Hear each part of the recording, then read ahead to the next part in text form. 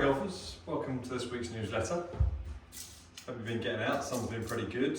Yeah, weather's been pretty good generally for golf, unless you played last Friday like I did. It was blowing about 40 odd miles an hour in the afternoon, but nonetheless it was very enjoyable. Certainly brought back some low shot skills anyway.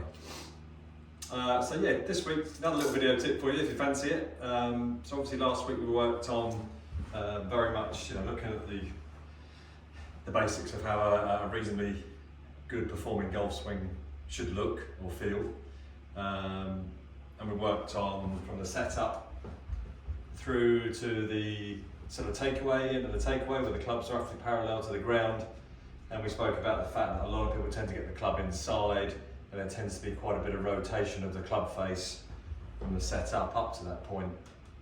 And obviously we spoke about how if the club face is sort of open, unless you make a compensating movement on the way down, your shot should go to the right, or obviously then we start to swing to the left because of it.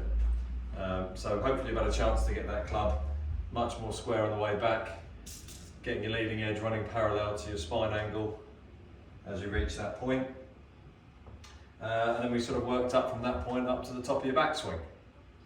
And today I really wanted to try and therefore, attacking the areas in which cause players to miss shots offline.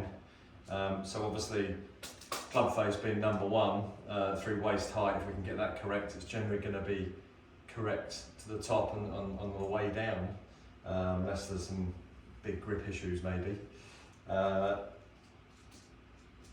Today I wanted to try and work on the start down of the golf swing, and even though we might be correcting this club face angle here, if we've spent many years with maybe this club face open in some way, the start of the downswing is probably going to show us an over the top motion, or if we don't see that, we're going to see some backing up and changing of angles in the posture, again to try and allow us time to square that club face up in some way.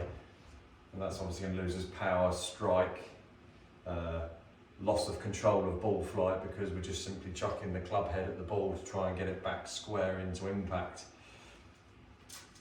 So today I've just got a spare shaft, could be a drill stick, an old shaft, doesn't really matter what it is, a long thin stick that you can put alongside your grip as you set up to the ball.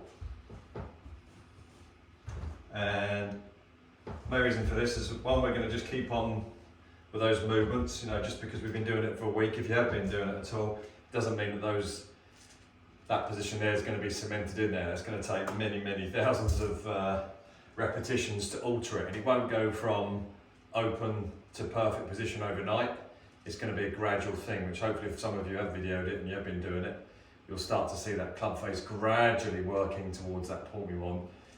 Don't get upset by the fact that you've gone from here to here. That would be great progress. If you've got to there, then that's miraculous. But that's probably 2 or 3 months of consistent work, 3-4 times a week, whenever you've got a spare minute, to get it to move maybe 5 or 10 degrees.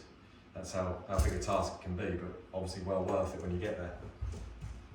So to add to that position, and we're reaching our backswing, whether it's kind of shoulder height or parallel to the ground, we really want to just try and make sure that as we start the downswing, a lot of people, if you've got grab a shaft and you start to make your natural downswing, you'll probably see that the shaft angle is pointing very much inside your golf ball, or inside your target line that your ball sits on.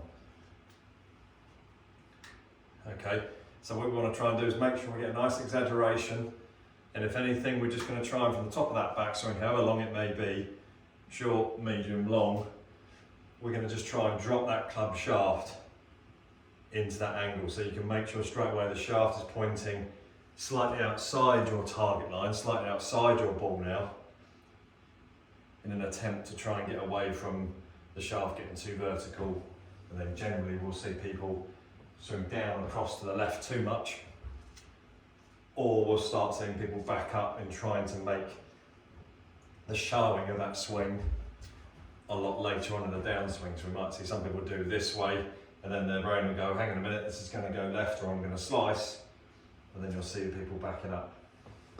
Okay, so lots of practice swings into that stage one here, up to the top, and then just dropping that club into a shallower position, just so the shaft is pointing just outside your golf ball, and then bring yourself back into impact.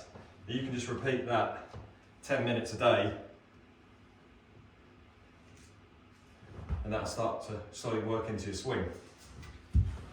And when I've got a moment to get to the range or a driving net, practice net, we can then do it with a golf ball.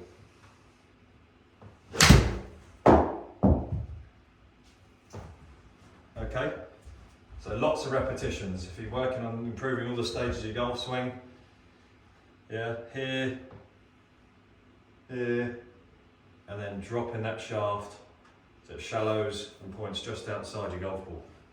That's really going to help stop slice, chopping, loss of strike, certainly loss of ball control when flight through the air, because we're having to square up and alter things to try and get the club back on the ball reasonably.